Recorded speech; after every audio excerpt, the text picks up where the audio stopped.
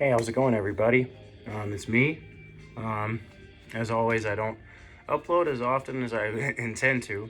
Last time I think I uploaded was my unboxing for the collector's version of Sparking Zero. Yeah, check that out if you haven't seen it yet. So today I wanted to just upload a video about my thoughts about Sparking Zero 6 months after that video, 6 months after the game came out. I'm not one of those people, especially with the importance of this game and what it signifies and what it represents. I wanted to kind of marinate on it because a lot of people were kind of rushing to do reviews and give their opinions. And for me, right, this is not like one of those regular Dragon Ball games where you can just like rush out a review. This is like something you have to marinate on because it's resurrecting a series that essentially has been gone for almost 2 decades. Talking about the Tenkaichi series here. So this is very important. So I wanted to kind of marinate on it and then give my thoughts, because my thoughts are different from a lot of the people in the community. A lot of people kind of have like a negative stigma towards Sparking Zero when it's not deserved at all. It's not deserved at all, in my opinion. The stigma for Dragon Ball Sparking Zero is more of like the stigma that people used to have for Dragon Ball GT, where people were just like crap on it just because other people were crapping on it and, you know, thought it was cool, thought it was funny. When to me, if you had to ask me in my heart of hearts, after I've had some time to play the game, I've probably played more than like 350 hours of it. To me, it's the second greatest Dragon Ball game of all time. Previously to me, that was Xenoverse 2.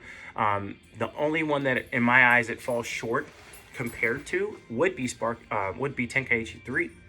And it's only by like a couple of hairs, honestly. Like, there are a lot of things that Sparking Zero does better than Tenkaichi 3, that is for sure. But I think the main reason why I have it so high is because it's trying to be like Tenkaichi 3, or a new 2024/2025 version of Tenkaichi 3. It falls short in a couple of ways. Mainly its modes, and you know, a lot of people talk about the maps, and I can't deny that the game does need more maps. But I think it falls short just because of the modes. I mean, I love Mission 100 from Tenkaichi 3. I love the survival mode from Tenkaichi 3. I've been playing Tenkaichi 3 since it came out. I've never really stopped. I'm one of those people that just kept playing it. I never fell off. Never one of those people who had like years gap of not playing Tenkaichi 3. So for me, my opinions are not really like bias based or nostalgia based. It's really just me comparing a sequel to its prequel. Because to me, Tenkaichi 3 is still pretty fresh in my brain.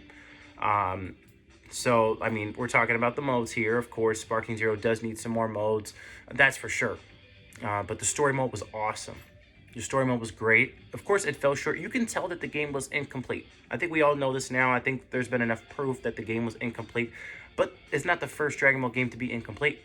I mean, notoriously, there are files out there of Budokai 3, Dragon Universe. You know, these guys, they get so creative, these developers get so creative that they kind of run out of time. I mean, Budokai 3, originally, every single character in Budokai 3 was supposed to have their own Dragon Universe mode, and there's like leftovers of that in certain people's story modes. So Sparking Zero, when people say Sparking Zero was an incomplete game, there's a lot of Dragon Ball games that were incomplete. Bart's Limit. Hell, like if you know your knowledge like obscurely enough, Legacy of Goku 1 originally was an indie game. It wasn't even a licensed like game. But towards the end, and this actually was revealed by the developers on Facebook, they started receiving funding for the game and licensing for the game towards the end of its development. So that's why like that game is so short and also so bootleg and so terrible. So Sparking Zero is not the first and probably won't be the last Dragon Ball game to be rushed out. I mean, Dragon Ball Breakers is not even a full game. Like, come on. So a lot of the arguments that people use against Sparking Zero are just kind of unfair and kind of dumb. And that kind of leads me to my main issue. The main problem with Sparking Zero is not the unbalancing of the game, because all the Tenkaichi series are essentially unbalanced. I mean, if you pick Super Saiyan 4 Gogeta, what do you expect? They made it very clear during the interviews before the game came out that we do not want to make this a balanced game. We want this to be a game where you feel like you're playing Dragon Ball. And that's like the main reason why I and many people love Tenkaichi 3 so much, because it is like the essence of Dragon Ball, you know? I mean, of course, there's more to Dragon Ball than just fighting and whatnot, which Tenkaichi 3 has plenty of character through its dialogue, through its stages, through interactions, things of that nature, even the encyclopedia mode. But at the end of the day, this is like the closest thing to Dragon Ball Z emulation. And if we're talking about Sparking Zero, this is the closest thing to it, honestly. There are some things that fall a little bit short compared only to Tenkaichi 3, honestly. Everything else, you compare it to Tenkaichi 2. I prefer Sparking Zero's story mode over Tenkaichi 2. Even though Tenkaichi 2 has a more complete story mode because it chooses to do something different. Tenkaichi 2's choice is to try to complete every single aspect of the series as much as possible, even though it led to redundant and generic fights.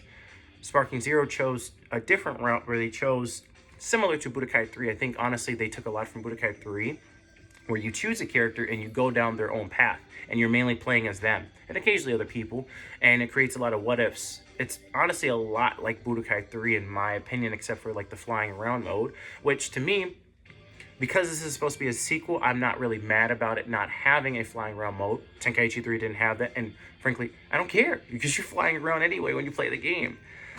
So for me, a lot of the criticisms are kind of dumb. And then I think the main reason that a lot of people are falling off or not playing the game is because these people don't know how to play the game. And this was my issue also with a lot of YouTubers over the years when it came to Tenkaichi 3. Like the mainstream YouTubers, I love them. They do Dragon Ball justice by keeping Dragon Ball's name alive and also the games alive. But those guys, let's be real. You watch them, they're button mashing. They're just having a good time, and that's okay. It's okay to have a good time. But I think that's the reason a lot of people fell off from Sparking Zero, because they just don't know how to play the game. A lot of people are button mashing. They don't know how to properly play the Tenkaichi series. And honestly, that's kind of something I've observed for a lot of people who've played any of the Tenkaichi games. A lot of them don't properly know how to play. And if you don't think you know how to play, just watch Warhawk, okay? He's the greatest Tenkaichi 3/Raging Blast 1-2 player of all time. He still uploads to this day. I think he was just uploading high-level Tenkaichi 1 gameplay. Like, come on. He's the GOAT. Please feel free to check him out. I really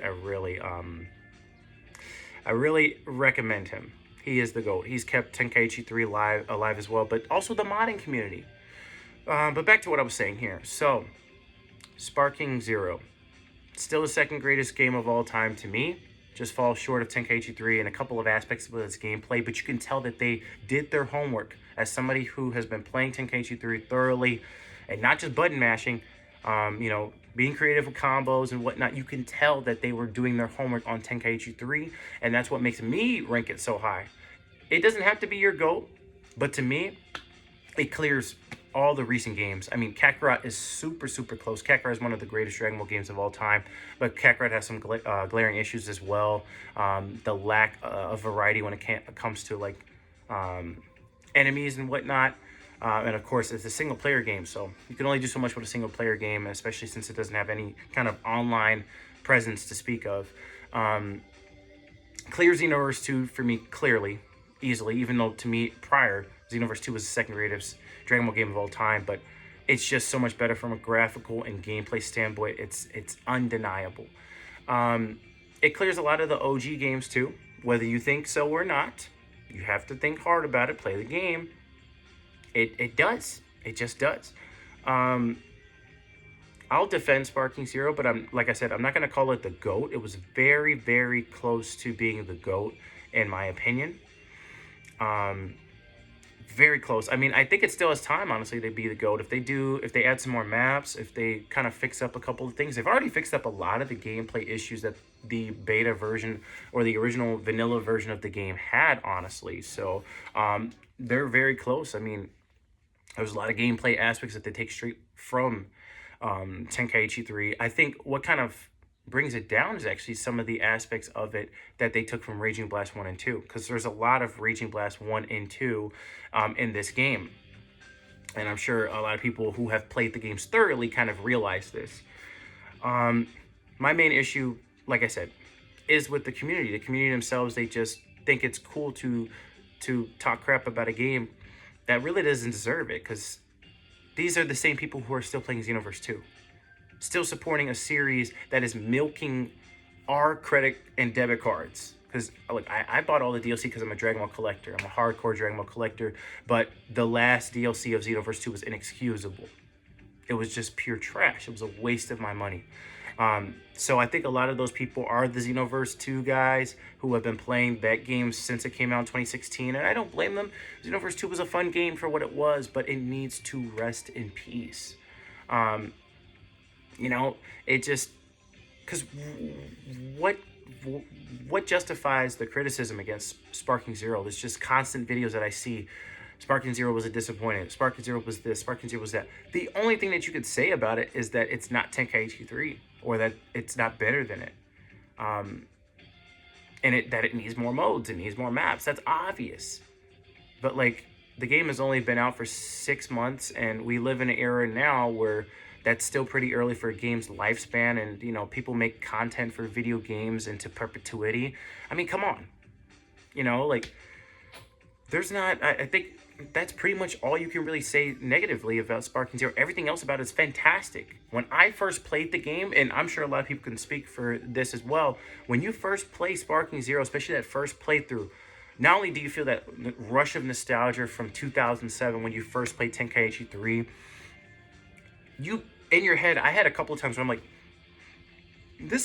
that might have been the most fun that I've ever had in a Dragon Ball game. This might be the greatest Dragon Ball game of all time. Like, I had these thoughts in my head, and I still think it probably is the funnest, maybe now because of just, you know, it's a 17 years younger version of Tenkaichi 3. It's got all the advantages that a PlayStation 2 game didn't have in terms of graphics, in terms of online, in terms of just capacity, storage, you know? So nowadays, if people were to play a game, if people were to come over and say, hey, I want to play some Dragon Ball, what's the first thing that's going to come to your mind?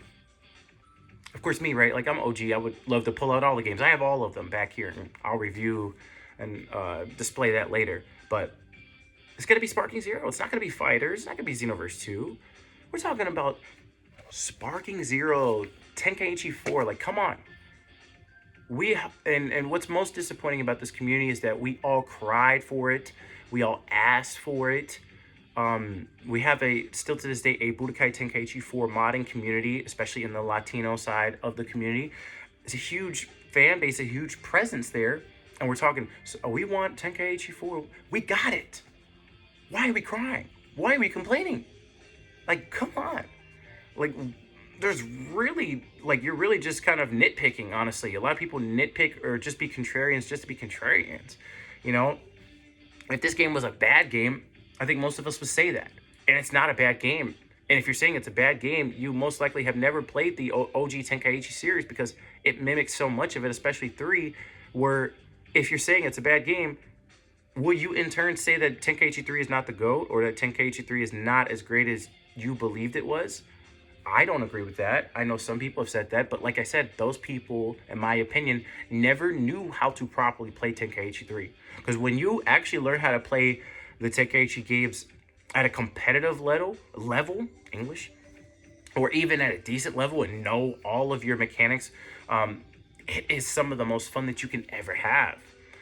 I don't want to go on rambling forever, but I kind of wanted to give my opinion that, in short, my main issue with Sparking Zero is not the game, it's the community. The community sucks. Just as simple as that. The community sucks. But this is kind of something common with a lot of games, especially a lot of fighting games, because this is not a fighting game. Even though it is a fighting game, it's not a hardcore fighting game. There's certainly some aspects of it that can be competitive, but in essence, it's more or less a Dragon Ball Z simulator, and it's really just meant to have fun. You know, sometimes you might not, the person you're facing might not be better than you. They might have just got a stronger character than you, or just had a move that was just super strong, and that's Dragon Ball. When I rank games, if we're talking about Dragon Ball games, I rank them based off of Dragon Ball Z-ness. How much are you like Dragon Ball?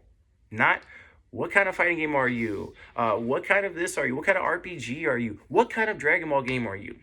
That's how I rank the stuff. And to me, that's why Sparking Zero is clearly the second greatest Dragon Ball game of all time. So very close, right behind, knocking on Tenkaichi 3's doors. And I think it still has plenty of time to make the improvements that it needs to be the game that a lot of us know it could be. So anybody watching this video, I don't even know if anybody's going to watch this video. I just wanted to spit my opinion. But anybody watching this video, give me your opinion on where you rank Sparking Zero. And if you don't think it's as great as I think it is, tell me why. I'm willing to have a discussion. So I'll catch you guys later in the next video, and peace.